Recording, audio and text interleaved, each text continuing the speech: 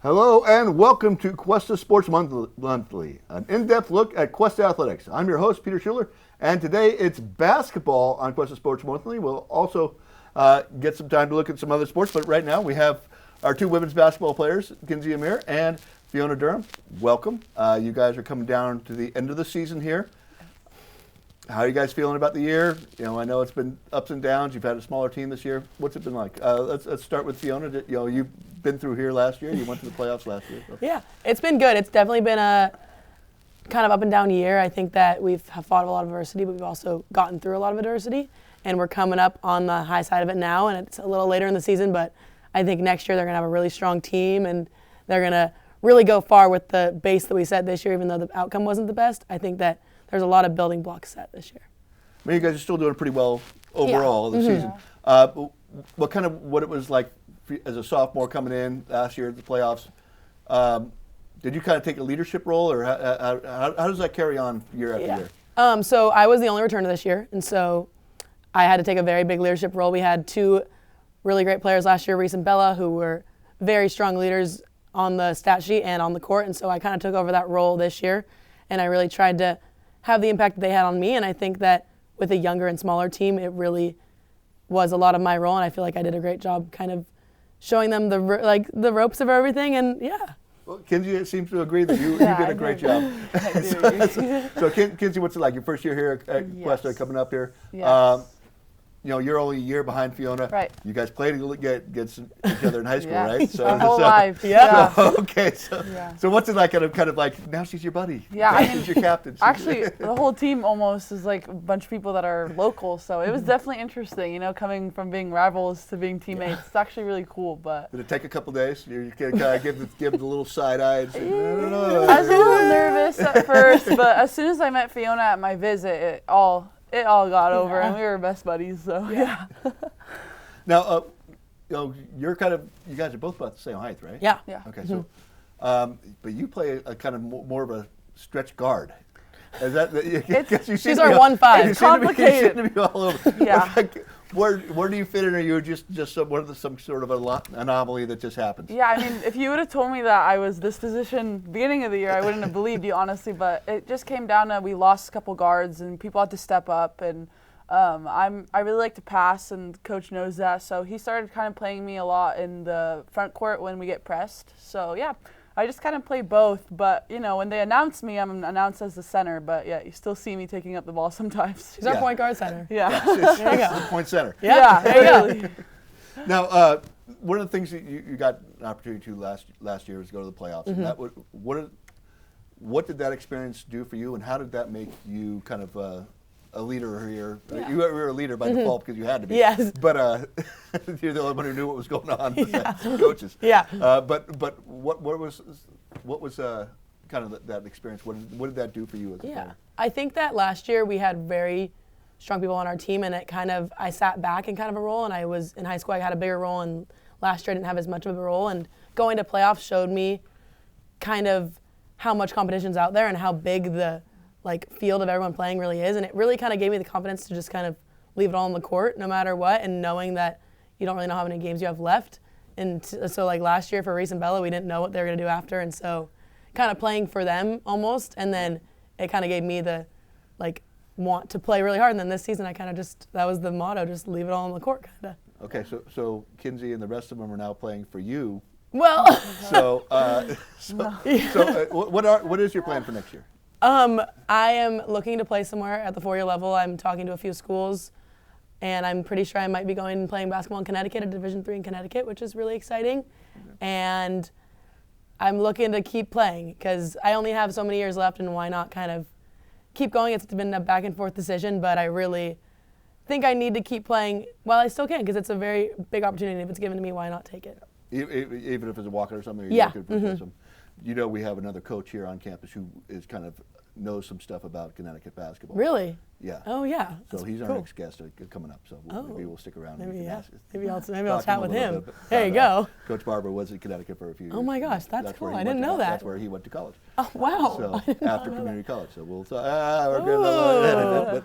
But one of the things I do notice about you is this year you've had to take more of a ball control, just like Kinzie. Yeah. Both the people who would be post players are taking the ball a lot. Does that feel comfortable for you? Because I can know as a Morro Bay player, you kill the mic and drill, and you're dangerous right around the basket. But Yeah, in high school I was very much known for being a strictly almost post player. I had not a lot of experience being on the perimeter at all. I wasn't a very confident ball handler whatsoever, and I knew once coming to college I would have to eventually get there, but I didn't really think it would happen so quick. And I think, honestly, I just kind of fell into the role of it, and I slowly just started wanting the ball in my hands, and I think that kind of changed my whole play style almost than it did in high school, because I was very much a Mikan. I loved my Mikans, there you go. That's all you could say. So, yeah. it's been working for 70 years. Yeah, why not? Why change it now? Now, Kinzie, what kind of your second swing through the conferences when you kind of expanded your game a little bit? I agree.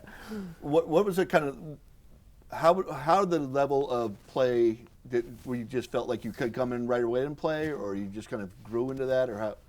What was it like stepping into the college level here? Yeah, I think it was different than I expected, I would say. I mean, it took a while for me to get the hang of it, and it honestly was a lot harder than I expected. It was like a lot harder competition. There's some really good basketball players that we've played this year, like, that can average 30 points. It's actually really good players. So, yeah, I definitely did start stepping up second round of conference. I wish it happened in the beginning of the season, but I think I just started gaining more confidence. And once you start losing a couple times, you really want to win. Just the need for winning gets extremely more and more. So, yeah, I'd say just I really wanted to win and started getting a couple wins. So yeah, that helped.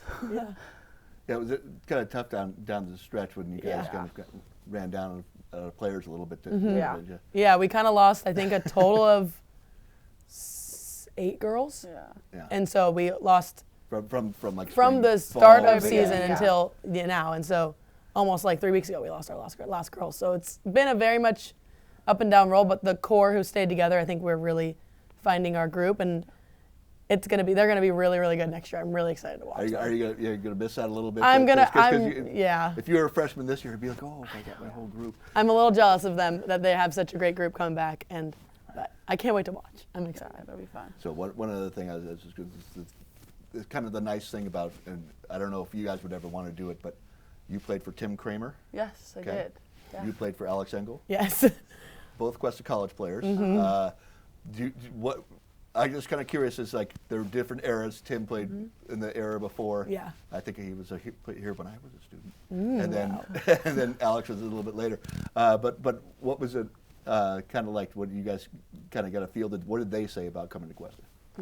Coach Kramer was super excited. He was really happy, and he came to a couple games, and yeah, he always encouraged us to go to the games last year, and he was super excited when I told him about it. He was very hopeful, and yeah, he was really excited for me. Yeah, well, Coach Casey is Alex's best friend. Oh, and that's so right. That's I've been talking to Casey since I was in 7th grade, and they both have been very big parts of my life, and Alex was ecstatic to have me be local because he still gets to come watch my games. He's coming tonight to watch with his team, and so it's great to kind of have that connection with the coach who really kind of formed my love for basketball in high school, and I think that he was really excited for me to be here and get coached by his best friend, All right, well, let's get you to the games. We've got to thank Fiona Durham and Kinzie Amer for joining us here at Cuesta College. Coming up next, it's men's basketball, and we'll have Jamoni Barber and his team here at Cuesta College in Cuesta Sports Monthly. Cuesta.edu. Television, radio, broadcast, communication. Explore the world of digital communication and tap into your creative genius. Television, radio, broadcast, communication. This is your boy, the DUI, and you're listening to KGUR.org. Your digital future is at Cuesta College right now.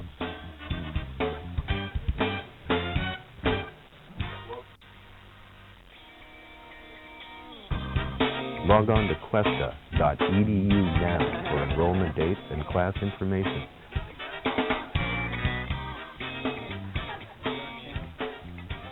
Don't get the boom in the shot. Float it, bro. Cuesta.edu. We're back on campus with our men's basketball team here at Cuesta College with sophomore Ryan McNamee and Aiden Persall. And we are also joined as well by our new head coach, Jamoni Barber. Welcome, gentlemen. Season's winding down right now. How are we feeling about the season so far? Coach, this one's yours. We've had a lot of ups and downs. Start the year off slow, but we've got a really resilient bunch. So after that first couple of weeks of the season, I think we sort of started to gain some traction and started to pick up some wins, started to pick up some team chemistry, and I think things started going in the right direction for us. Now, Aiden, you came down from up north. How have you enjoyed being here on the Central Coast rather than way up there? It's been great so far. The The community here, coaches, teammates, did a great job welcoming me into the culture. So I think it's been great so far. Now, what was one of the things that made you kind of make that trip down from up north? Honestly, it was Coach Barber.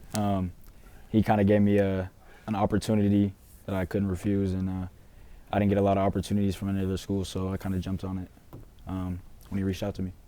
So yeah. Now, Ryan, we know you're just from over the hill. Yeah. But you had this year you've really expanded your role on the team and become a major part of the offense. What kind of development do you feel that you worked on, or is it just kind of this new scheme? What's made you kind of more important on this team this year? I think it's kind of a combination of the both. It's a lot of just like opportunities, and with more opportunities, you're gonna score a little more. But also, it kind of has to do with like the in-between game. And Coach Barber's been big on me like getting to the basket a little more, rather than just shooting from the outside. So that's kind of helped. Now, Coach, you've gotten a chance to work with these guys all year. We saw the development slow start a little bit. You mentioned earlier, but then you guys have really built up. You're about 500 since we got through the early part of the season when you guys were just kind of learning together. How do you feel about this team? How do you feel about them? The program going forward now. Well, first thing I would say is that I think our guys have done a great job of just growing up, right? We were extremely immature, right? Me included, right? I'm in my first year as a head coach. We've got guys who are transferring. We call him Dirt, but Ryan, he's getting his first chance to actually play, right?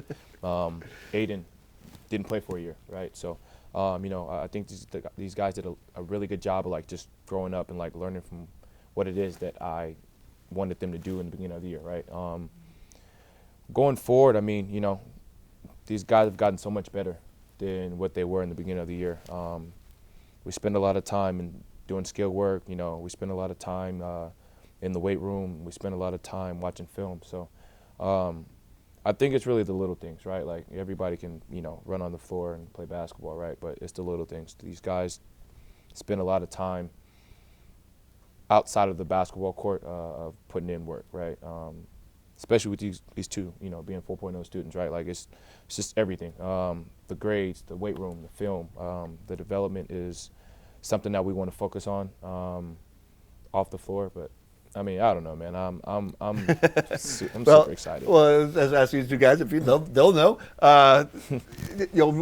The team culture, the culture that you guys have gotten together. Just talk about that a little bit, of just because, I never see somebody with their head down. I don't see any of you guys, even when you're losing, you always seem to be just keep going and going. There's a lot of drive on all the players.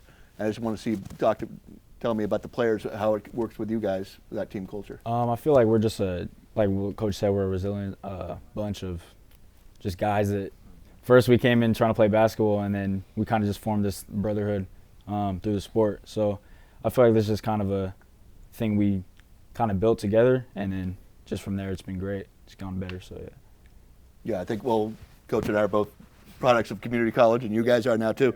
And there's a kind of a little bit of something like that. I know it's coming from over the hill that maybe, the people would say something like you're just going to community college or something like that. But that seems to be a great place where all of us here have started. And I just want to see how that works for you and what it works for you. What about the community college level and that experience is going to be rewarding for you? Well, I think for me the biggest difference between these two is previously I've pretty much known everybody, because last year I knew the coaches, I knew most of the players.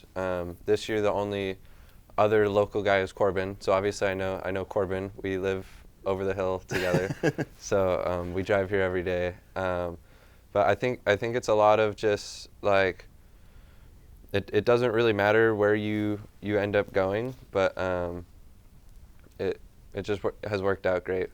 Is all I really want to say. So.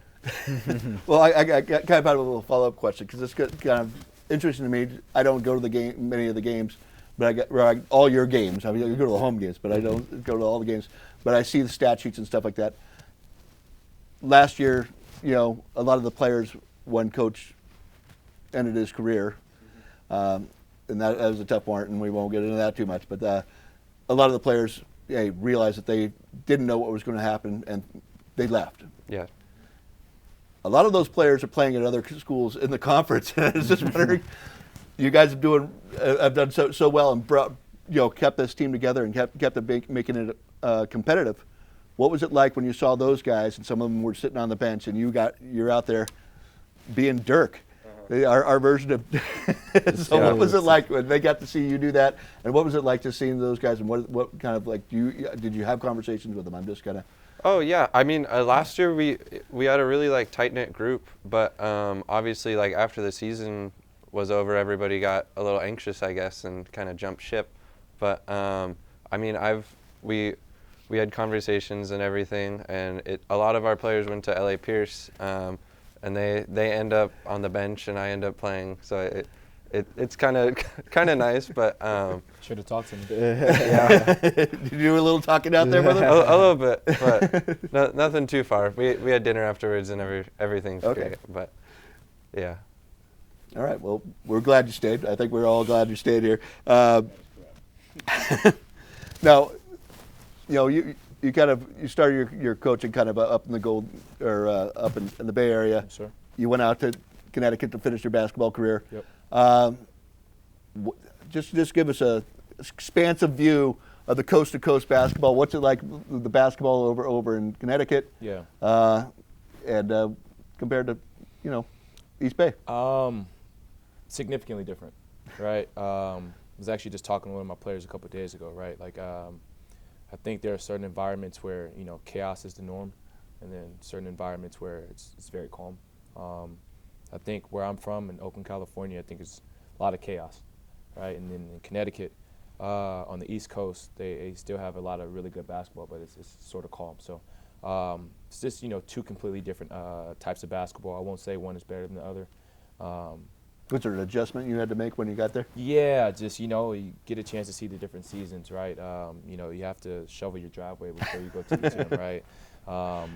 The competition is really competitive as well over there. So guys aren't just taking things lightly. That's a path for guys to take care of their families. So things are very serious over there, just like they are in the Bay Area, and just like they are here, right? So. It's definitely been. Do you think you brought some of that culture with you? Did he bring it some? I like to think so. I hope these guys to a really, really high standard. And like Aiden just said, we're a very resilient bunch, but they've done a great job of going up into those expectations. You know what I mean? Yeah. Well, one of the things we got coming up now is going to the playoffs and the state championships. Are you going to go up there and visit that and go to that thing? I just thinking about that because I'm not putting any pressure on you. Mm-hmm. But the two guys who have been here for longer, the coaches before you, are both Hall of Famers. Mm-hmm. So I mean, we're going to start expecting that from you. Okay. Sure. All right. Thank you guys very much for joining us, and appreciate it, Wes. thanks again for joining us, Coach Jamoni Barber and his Stars.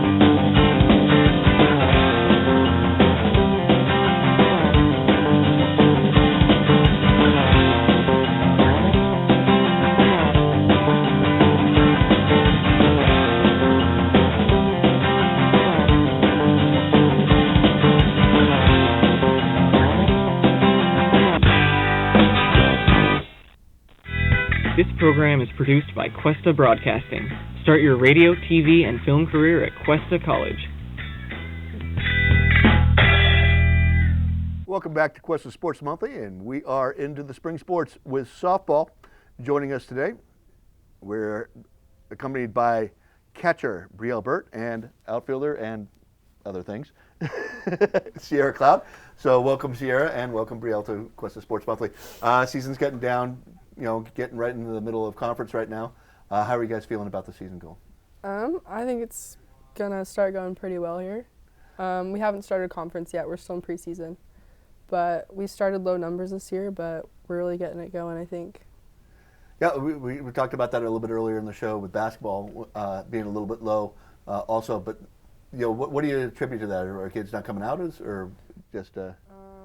Well, in the fall we had low numbers turn out, and then we got a few from just a transfer, and then a few from like randomly, and they came out and they're doing great. Well, how are you guys feeling? So you're feeling like this season's kind of moving on and getting into your spot as your next game is a conference game. I think is it Oxnard or something like that. I think that's when you guys we play. Was it Antelope Valley? Antelope Valley. Yeah. Okay, the Antelope Valley trip first. Okay. Yeah. And they're in the Western State Conference South Yeah. now. Okay. Sorry. No worries. So, but how do you feel? How do you feel? I mean, you guys have taken on a pretty big role. You guys were starters last year. What kind of have you changed the way you set up for the games, the way you prepare for the games, or just because you know it now, or what's the differences being a sophomore as to last year? I think that this year we have more of a role of we gotta step up and be the kind of the leaders on the team now, because last year we had a lot more girls and there was a lot more to fall back on, but this year there's such low numbers, we have enough for a team, so we gotta make sure we pick each other up and just be the leaders out there. Is it kind of like be a positive thing, or just? No, yeah. It is positive, okay. For sure. So yeah, it's positive. Now, you're an outfielder, you're a catcher. What kind of, your role right there behind the thing, kind of managing the game? How do you deal with that? I mean, that's a lot to do. You think about you got to catch, pitch, or catch, the pitcher. You have to watch the runners and stuff like that, and it's a pretty physical position all day. I wouldn't want to squat all day. I'd stand out. Outfield sounds nice. You can go out in the yard and hang out in the weeds. I tell them all the time.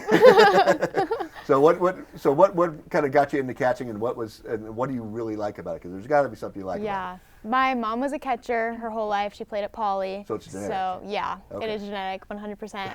I definitely have bumps and bruises all over just from catching, let alone. But yeah, it's honestly the best. I see everything on the field. I love being able to talk to everyone. I love yelling at all of them for everything. I'm like, you have to do this. Like, I'm technically in charge on the field, and it's just really fun to like also encourage them, but also let them know like, hey, we need to step it up. We got to do this. Just kind of, being a big role out there. Are you one of those catchers that talks the whole time? You're talking to the umpire, talking to the batter. I'm always talking to the umpire. Talking to everyone. Always. How do you find that works a little bit? It gives you a couple of little corners on Yeah, me and the umpires are always buds. Always. But yeah, it's great. I love catching, for sure. All right. Now, Cierra, one of the things you saw coming back as a sophomore. Now you've had that first year. What did you expect, and what did you want to build on from that first season? From the first year, I thought it was great. In high school, I didn't really play. I didn't play my senior year, so I was coming in and I didn't really know what to expect. I didn't know what to expect in a college sport. So I came and I was pleasantly surprised with what I came into. Like, I loved the team, I loved the girls. And then leaving that, coming into sophomore year, I was kind of expecting the same thing. And it did, it happened. Like, I love all the girls on our team, and I think that we all get along so great. Now that you're nodding along, I have to say, what kind of, is that just because of love of softball, or just you guys just clicked, or is it the kind of an atmosphere that the coaches create? What do you? I like the atmosphere that the girls create. We all pick each other up. If one of us makes an error, then it's like we lean on each other a lot, and I really like that about our team. Yeah, we try our best not to put each other down because it's just not beneficial. We'd rather all just be like good friends, and we're like hanging out at practice and having a great time. So as long as it's fun, I think it's all worth it.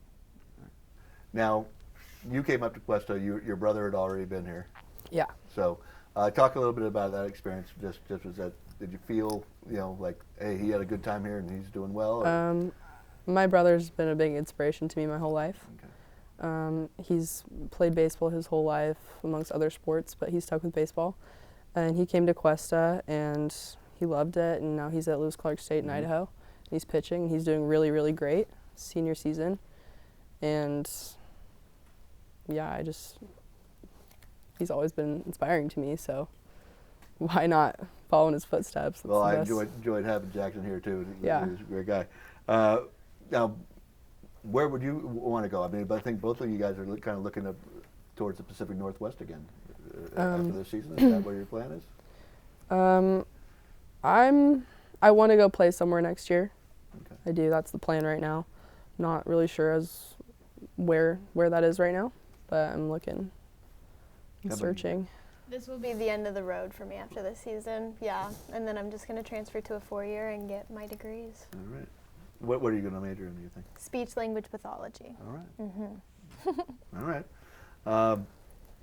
Now, coming in here now, you guys are kind of, when you hit conference, that's going to be the second season.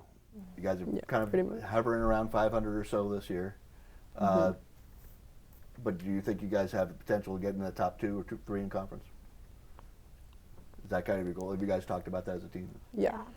I think we have. We have been talking about that. Yes. So who do you think is going to be your big competition in conference coming up? All of the above. I think we have some battles ahead of us for sure. Yeah, we do. But I think we can do it. If we dedicate ourselves to it, I think we can do it. Now, both you guys kind of mentioned it back in when we were doing their bios. So you guys both like to hang out outdoors and outdoorsy sports. Do you guys go fishing or do anything together on the break? Yeah, we should. Yeah, we definitely should. We can go fishing together. So you have a special fishing hole around here? I'm not gonna say that. I'm not asking where. I was just asking if you did, but apparently that's a yes. So, well, going on with the season, you guys have a new pitcher coming who just came in. Yeah. How does that change things? I mean, you had your ace coming back from last year, but now it's kind of expanded that stuff. In softball, sometimes you can get through a season with one pitcher, but what does it mean to have that kind of depth for you? Yeah, so I think Shelby is our main pitcher right now, and she's been pitching us throughout the fall and a lot last year, and she's been doing great. She's been doing really great, but going in the doubleheader days and really long days that she pitches every inning of every game, it's really nice to have another pitcher so she can just know that she has the support behind her and it's not all on her. No. Well, hopefully that 2-person rotation really helps there. Yeah, it's been great. It's been great. Good luck so for the far. rest of the season. That concludes this episode of Cuesta Sports Monthly. We'd like to thank today's guests, Fiona Durham, Kinzie Amer, Jamoni Barber, Ryan McNamee, Aiden Persall-Morgan, and of course, here Cloud and Brielle Burt. Remember to stay up to date on Cuesta Sports Athletics at cuestaathletics.com, our website. The show is produced at Cuesta College by the Cuesta College Film, Television, and Electronic Media Department. I'm Peter Schuler, and for all of us here at Cuesta College, thank you for watching and thank you for your support of Cuesta Athletics.